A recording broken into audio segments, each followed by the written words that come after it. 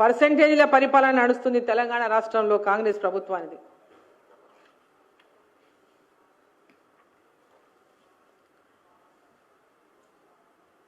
ఎవరిని అడిగినా ఎక్కడ పోయినా పర్సెంటేజీలు ఇయ్యందే ఆ ప్రాంతంలో అభివృద్ధి అనేదే జరగడం లేదనేటటువంటి చర్చ పెద్ద ఎత్తున గ్రామాల్లో జరుగుతుంది, నియోజకవర్గాల్లో జరుగుతుంది.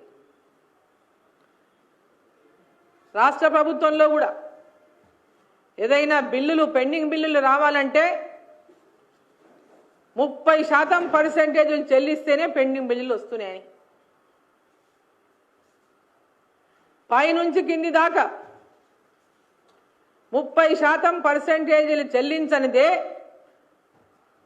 పెండింగ్ బిల్లులు వచ్చే సమస్య లేదు అనేటటువంటి పెద్ద చర్చ తెలంగాణలో జరుగుతూ ఉంది. ఇవాళ మీరు ఏ నలుగురు జమైనా దాని గురించే మాట్లాడుకుంటున్నాం.